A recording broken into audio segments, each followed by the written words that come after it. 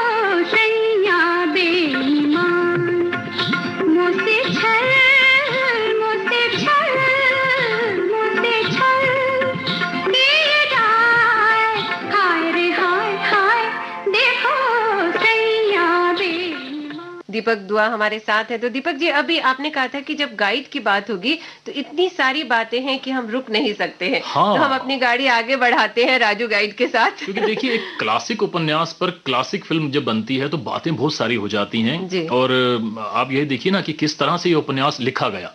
जब आर के नारायण साहब से जब किसी ने पूछा कि आपको गाइड लिखने की प्रेरणा कहाँ से मिली, तो एक जगह अपने इंटरव्यू में वो बताते हैं कि उनके जो होम टाउन था मैसूर, जहाँ के वो रहने वाले थे, वहां एक बार इतना सूखा पड़ा था कि बारिश नहीं हो रही थी। तो सरकार ने, वहां की जो नगर पालिका थी या जो भी थी, उन्होंने ये तय किया कि हम कुछ रिचुअल्स करते हैं।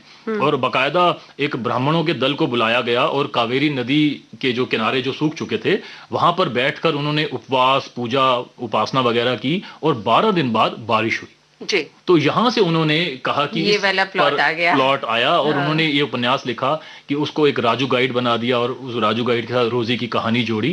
और देखिए लेखक के दिमाग में कैसे कैसी उर्वरता होती है। जी बिल्कुल। और बाद में इस उपन्यास पर नजर पड़ती है देव आनंद साहब की, और वो कहते हैं कि मैं इस पर फिल्म बनाऊंगा। और फिल्म भी सिर्फ हिंदी में नहीं बनी है, इंग्लिश में बनी है। इंग्लिश की बिल्कुल अलग स्क्रिप्ट थी, अलग डायरेक्टर थे, अलग प्रोड्यूसर थे। हालांकि वो फिल्म कभी चल नहीं पाई और उसको लेकर खुद आर के नारायण साहब ने भी ये कहा कि मुझे वो फिल्म पसंद नहीं थी।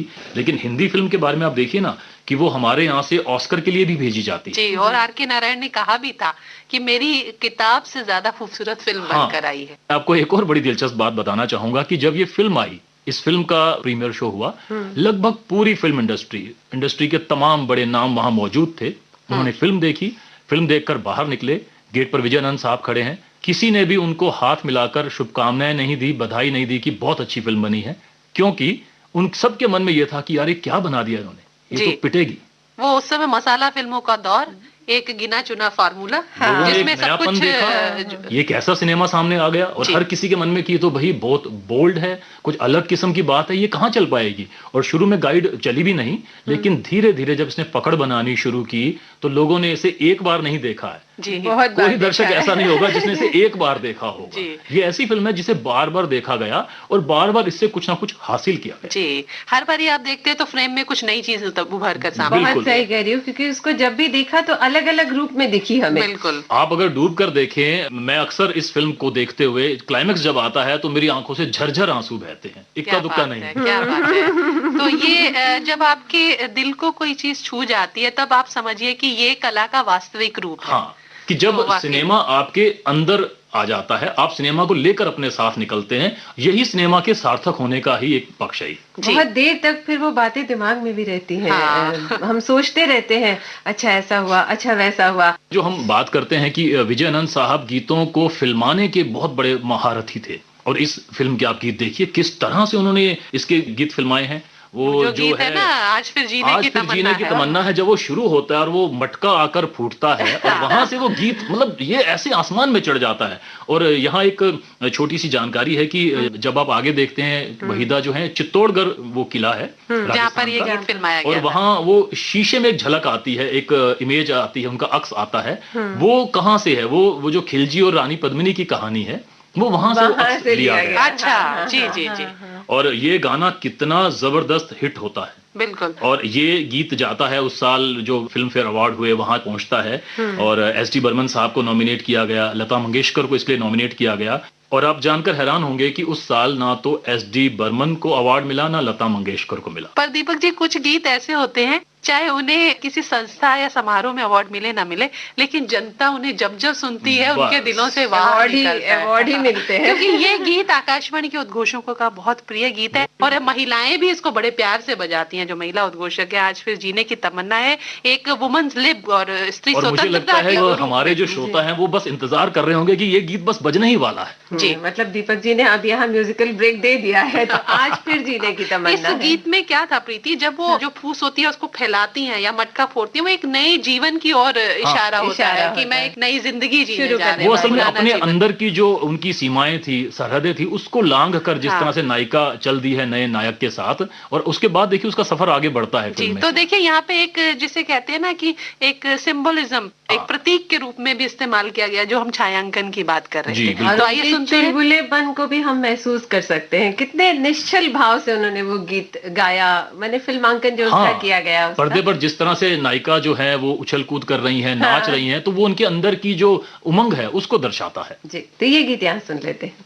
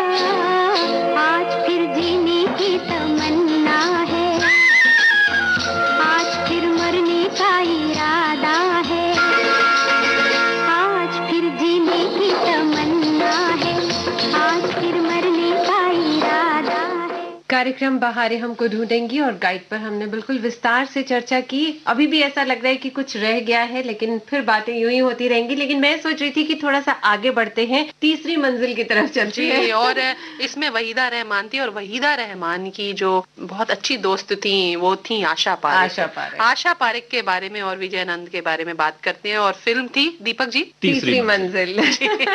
शम्मी कपूर, आशा पारेख, और ये उनके प्रोडक्शन हाउस में नहीं बनी थी ना, अलग से ये थी नाजिर हुसैन साहब की फिल्म थी ये। और इसको लेकर एक दिलचस्प कि किस तरह से ये फिल्म बननी शुरू हुई वो मैं आपको बताता हूँ। और वो दिलचस्प बात ये है कि तीसरी मंजिल जो नाजिर हुसैन साहब ने निर्माण किया इसका और लिखी, इसके लिए उन्होंने देव आनंद साहब को लिया था जी। और विजय आनंद साहब से वो बनवा रहे थे बहारों के सपने। और कहीं किसी पार्टी में देवानंद साहब जरा कहीं किसी ऊंची आवाज में बोल गए कि नाजिर हुसैन ने मुझे जिस फिल्म में लिया है वो एक कलर फिल्म है, और गोल्डी यानी विजय आनंद से जो वो बहारों के सपने बनवा रहे हैं, एक नया लड़का है राजेश खन्ना, उसको लेकर वो ब्लैक एंड व्हाइट फिल्म है। जी। तो ये बात थोड़ी सी उनको नागवार गुजरी नासिर हुसैन साहब को, तो उन्होंने कहा विजय आनंद को कि तुम ये कलर वाली फिल्म जो है तीसरी मंजिल ये तुम बनाओ, लेकिन शर्त यह है कि इसमें देव आनंद नहीं होंगे। तभी शम्मी कपूर आए। तो तभी आते हैं उसमें शम्मी कपूर। और देखिए तीसरी मंजिल नाम सुनकर ऐसा लगता है बड़ी ही हॉरर किस्म की फिल्म हो सकती है, डरावनी फिल्म होगी, और एक मर्डर मिस्ट्री थी, रहस्यमयी फिल्म थी जी। और एक थ्रिलर फिल्म के अंदर एक रोमांटिक स्टोरी भी चल रही है, और गीत इसके जो हैं और अंत तक भी वो तीसरी मंजिल का जो रहस्य नहीं खुलता है। इस तरह की फिल्मों में विजय आनंद को मास्टर महारत हासिल थी। बिल्कुल जी। थ्रिलर फिल्मों की जब बात होती है, देखिए ना कि ज्वेल थीफ थी या जॉनी मेरा नाम थी, तो उस तरह के सिनेमा को लेकर विजय आनंद एक मास्टरी दिखाते हैं अपनी, और इस फिल्म के गीत तो माशाल्लाह बहुत बढ़िया थे। और विविध भारती के एक इंटरव्यू में शम्मी कपूर ने कहा था कि जब इस गीत के बारे में चर्चा हो रही थी, संगीत के बारे में, तो आर.डी. बर्मन वहां आए थे, और इसका जो गीत है वो एक नेपाली गीत पर आधारित है। वो गीत हम सुनवाते हैं जी जरूर। दीवाना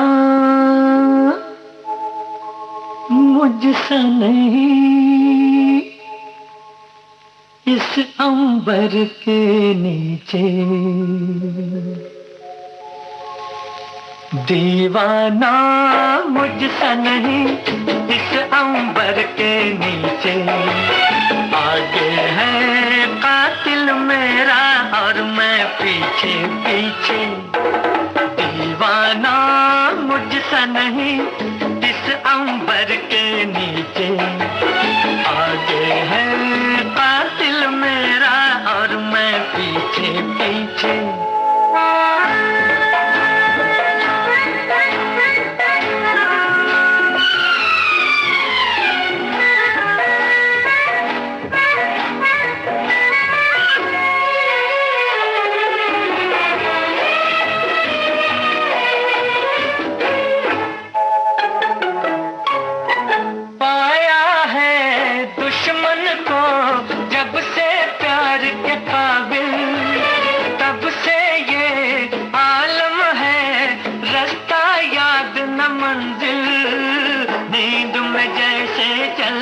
कोई चलना यूं ही आंखें मीचे, दीवाना मुझसे नहीं इस अंबर के नीचे, आगे है कातिल मेरा और मैं पीछे पीछे।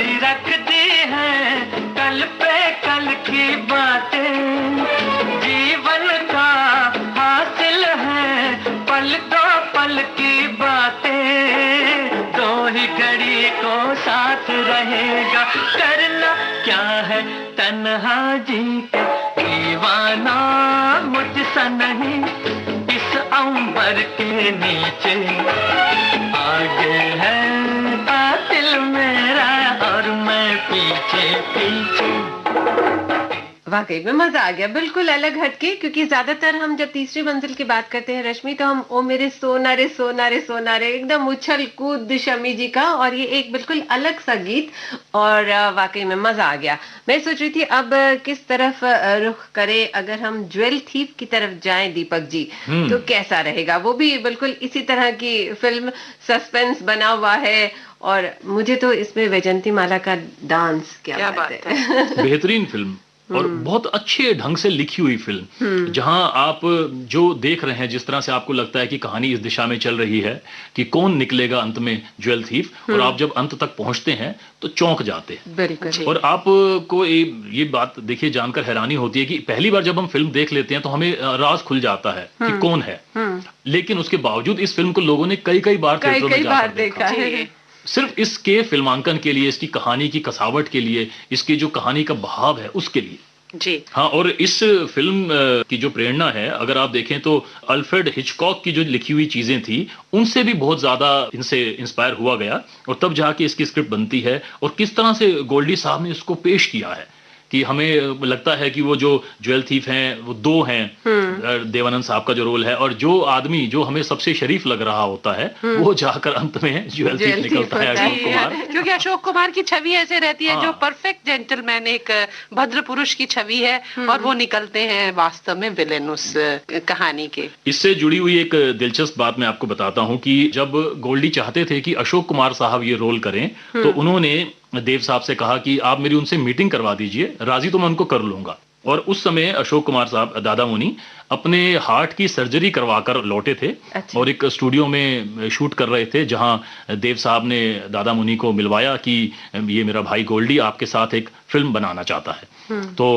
दादा मुनि ने कहा भाई क्या है? उसने कहा कि इसमें 2 हीरो हैं और जिनमें से एक हीरो आप हैं। अच्छा, हाँ, 2 हीरो तो है, बिल्कुल ठीक। और लेकिन अंत में जो आप हीरो हैं वो आप हीरो नहीं है, आप विलेन हैं। तो इस तरह से कहा गया। और एक देखिए निर्देशक का होती है ना, ये इस तरह से ही चीजों को पकड़ा जाता है और बताया जाता है। तो वो राजी हुए कि ठीक है, कहानी सुनी और बोला कि ठीक है मैं इसको करूंगा, लेकिन एक शर्त है। एक तो मैं बिल्कुल 11 बजे आऊंगा और 5 बजे निकल लूंगा, क्योंकि मेरी तबीयत अभी हाल ही में संभली है। और दूसरा, पूरी फिल्म में कोई मुझे टच नहीं करेगा। ये ना हो कि मैं विलेन हूं और कोई मुझे मुक्का वुक्का मार दे, तो मेरे साथ तो गड़बड़ हो जाएगी। तो ये सारी बातें उनको कही गई कि नहीं, आप तो बड़े सोफिस्टिकेटेड विलेन हैं जो कि दिमाग से खेल रहे हैं, एक अलग तरह के विलेन हैं आप। और उनकी सारी शर्तें मानते हुए इस फिल्म को फिल्माया गया, और बहुत बढ़िया देखिए निकल कर आती हैं चीजें। और बेहतरीन कलाकार अशोक कुमार, तो मतलब क्या कहें, जो फिल्म देखिए क्या बात है। और एक निर्देशक की जो काम की खूबसूरती यही रहती है प्रीति, निर्देशक ये जान लेता है कि मुझे अभिनेता को किस रूप में लेकर आना है, यानी कि अभिनेता को भी वो गढ़ देता है दूसरे रूप में। जैसे कि उन्होंने गढ़ा अशोक कुमार जी को एक विलेन के रूप में। कभी हम सोच सकते हैं अशोक कुमार जी को विलेन के रूप में? हाँ, वरना आमतौर पर तो माना जाता है कि विलेन जो होगा वो बड़ा ही दुष्चरित्र होगा, क्रूर होगा, बड़ा अक्खड़ होगा, कर्कश होगा। ऐसा इस फिल्म में नहीं था। बड़ा ही वो सोफिस्टिकेटेड आदमी है, और किस तरह से अंत में वो पता लगता है कि खलनायक है, तो हम सब चौंकते हैं। बिल्कुल। तो पहली बार जब हम ये फिल्म देखते हैं तो वाकई में एक जो मुंह खुला का खुला रह जाता है, वैसा ही होता है। और इसके अलावा सीनिक ब्यूटी, जो गानों की सीनिक ब्यूटी है, बड़ी खूबसूरत है। और रोमांटिक गाना एक हो जाए आसमां के नीचे हम आज अपने पीछे, है ना? जी बिल्कुल। आसमां के नीचे हम आज अपने पीछे, प्यार का जहां बसा के चले, कदम के निशान बना के चले। आसमां के नीचे हम आज अपने पीछे, प्यार का जहां बसा के चले, कदम के निशान बना के चले।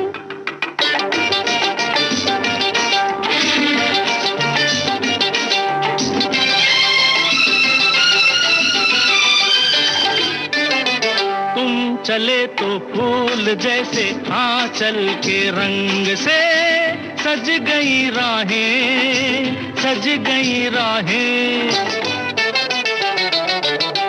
पास आओ मैं पिन्हा दूं चाहत का हार, ये खुली खुली बाहें, खुली खुली बाहें। जिसका हो आंचल खुद ही चमन,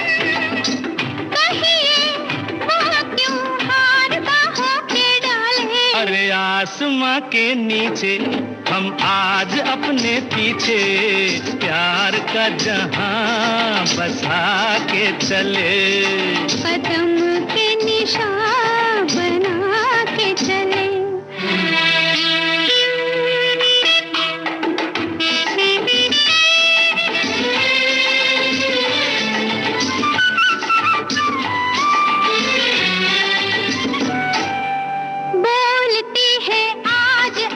कुछ भी न आज तुम, कहने दो हमको, कहने दो हमको।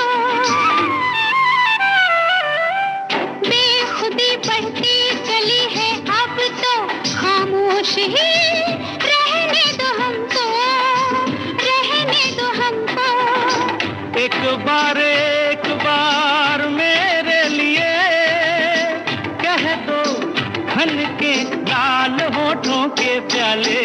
आसमां के नीचे हम आज अपने पीछे प्यार का जहां बसा के चले, कदम के निशान बना के चले।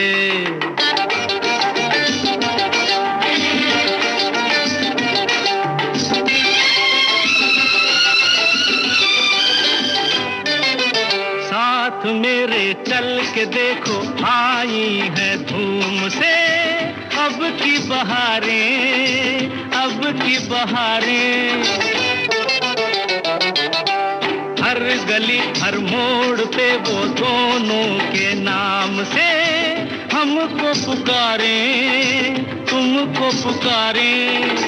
कह दो बहारों से आई है, उन तक उठकर हम नहीं जाने वाले। अरे आसमां के नीचे हम आज अपने पीछे प्यार का जहां बसा के चले, कदम के निशान बना के चले। आसमां के नीचे हम आज अपने पीछे प्यार का जहां बसा के चले, कदम के निशान बना के चले। आगे बढ़ते हैं और अब बात करते हैं जॉनी मेरा नाम, हेमा मालिनी जी, देवानंद। बहुत ही प्यारी सी फिल्म, और मुझे लगता है बहारें हमको ढूंढने की कार्यक्रम में हमने लगभग सारी फिल्में देख ली। क्यों रश्मि, है ना? हेमा मालिनी उस समय अपने पूर्ण अभिनय के स्वरूप को जिसे कहते हैं प्राप्त कर सकती है, और अप्सरा। खूबसूरती, वाह, ड्रीम गर्ल अभी ड्रीम उनको गर्ल। बाद में होना था, लेकिन इस समय बहुत ही खूबसूरत लगी है वो काली साड़ी पहनकर इस फिल्म में। देव आनंद और हेमा मालिनी ने साथ में 9 फिल्में की, और ये उनकी पहली फिल्म थी जो उन्होंने साथ में की। यहाँ से उनकी जो जोड़ी लोगों को सुहानी शुरू हुई, वो आगे सफर बहुत लंबा चलता है। यानी कि पल भर का सफर नहीं रहा ये। हाँ, पल भर का सफर नहीं रहा। और इस फिल्म से जुड़ी अगर हम बातों पर जाएं तो इस फिल्म के निर्माता नवकेतन नहीं थे, देवानंद नहीं थे। इस फिल्म के निर्माता थे गुलशन राय, और गुलशन राय जो थे असल में डिस्ट्रीब्यूटर थे फिल्मों के, और देवानंद साहब की तमाम फिल्मों को उन्होंने डिस्ट्रीब्यूट किया अपने जमाने में। आनंद बंधुओं के मन में कहीं था कि हम इनको बतौर निर्माता स्थापित करें, तो ये फिल्म एक तरह से गुलशन राय की मदद करने के लिए बनाई गई थी, और इसकी सफलता ने उनकी मदद की भी बहुत ज्यादा। और ये देखिए कि ये फिल्म इतनी ज्यादा सफल हुई कि बाद में इसके रीमेक बने, कन्नड़ में, तेलुगु में और तमिल तक में ये फिल्म दोबारा से बनाई गई। ज्यादातर होता ये था कि पहले दक्षिण में फिल्म दक्षिण बनी, भारतीय फिल्में और हमारे उसके यहाँ बाद बनी। हिंदी में बनी। हाँ, और ये भी देखिए कि इस फिल्म की जो पूरी एक रूपरेखा है, चाहे वो कहानी है, स्क्रिप्ट है या निर्देशन है, वो इतना ज्यादा पसंद किया गया कि हमारा जो फिल्म इंस्टीट्यूट है पूना में, वहां के प्रिंसिपल को ये फिल्म इतनी पसंद आई कि उन्होंने अपने स्टूडेंट्स के लिए खास तौर पर कहा कि देखिए ये है एक परफेक्ट मिक्स है कला और व्यवसाय का, जिसे हम आर्ट सिनेमा और कमर्शियल सिनेमा कहते हैं, उन दोनों का एक परफेक्ट मिक्स है ये फिल्म। जी, जो विजय आनंद थे वो गुरुदत्त का रियलिज्म को वो बहुत पसंद करते थे, और राज कपूर का जो ग्लैमर का पिक्चराइजेशन होता था उसको वो बहुत पसंद करते थे। लेकिन उनके मन में ये भी था कि आखिरकार ये एक व्यावसायिक सिनेमा है, हम यहाँ मनोरंजन के लिए आए हैं। तो ये बात तो उन्होंने साथ में रखी ही, और साथ में जो कला का रूप उन्होंने दर्शकों को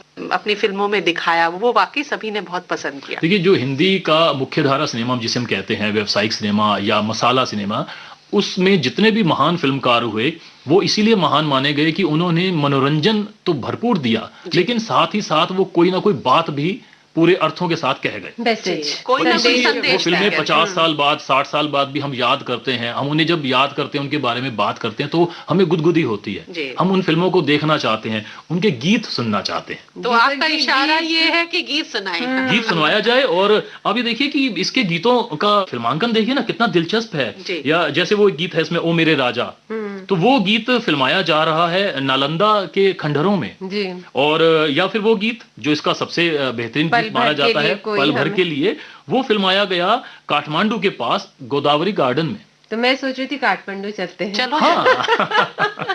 ये गीत यहाँ सुन लेते हैं। पल भर के लिए कोई हमें प्यार कर ले,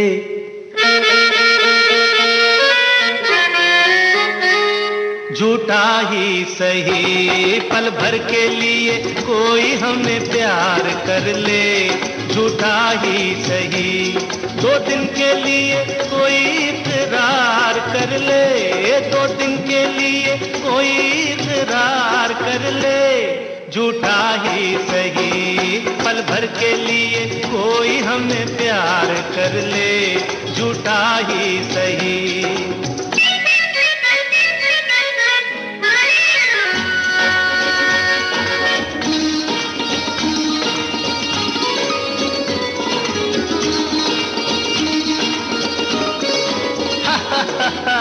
हमने बहुत तुझको छुप छुप के देखा, हमने बहुत तुझको छुप छुप के देखा, दिल पे खींची है तेरे काजल की रेखा, काजल की रेखा बनी लक्ष्मण की रेखा, हो काजल की रेखा बनी लक्ष्मण की रेखा।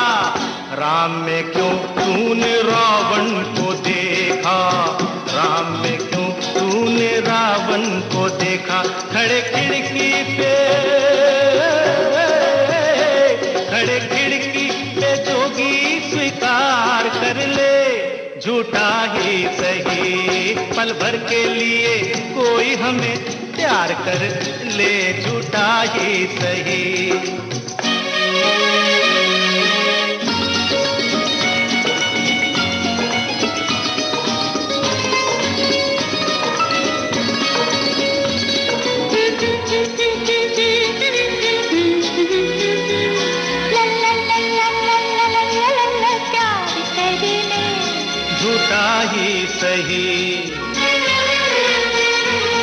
हीरे से जड़े तेरे नैन बड़े, जिस दिन से लड़े तेरे दर पे पड़े, हीरे से जड़े तेरे नैन बड़े, जिस दिन से लड़े तेरे दर पे पड़े। सुन सुन कर तेरी नहीं नहीं जान अपनी निकल जाए ये न कहीं। जरा हाँ कह दे मेरी जान कह दे, मेरी जान कह दे जरा हाँ कह दे। जब रैन पड़े नहीं चैन पड़े, नहीं चैन पड़े जब रैन पड़े। माना तू सारे हसीनों से हंसी है, माना तू सारे हसीनों से हंसी है, अपनी भी सूरत बुरी तो नहीं है, अपनी भी सूरत बुरी तो नहीं है। कभी तू भी हो, कभी तू भी हमारा दीदार कर ले, झूठा ही सही। पल भर के लिए कोई हमें प्यार कर ले, झूठा ही सही।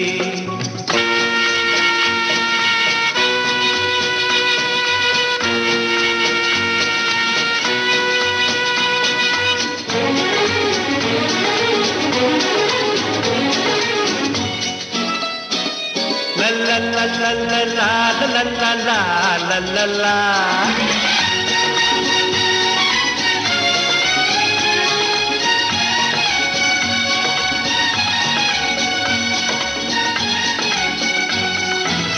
पल भर के प्यार पे निसार सारा जीवन, पल भर के प्यार पे निसार सारा जीवन।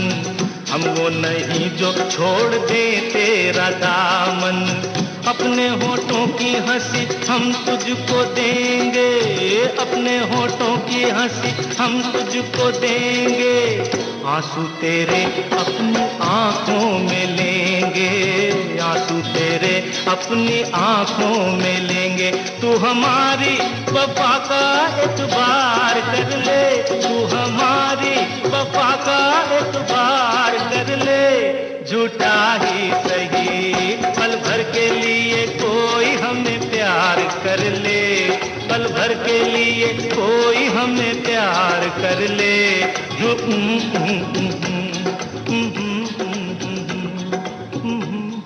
और अब रश्मि कुकरेती के साथ मैं प्रीति आपसे चाहती हूँ इजाजत। नमस्कार। हमारा जिक्र भी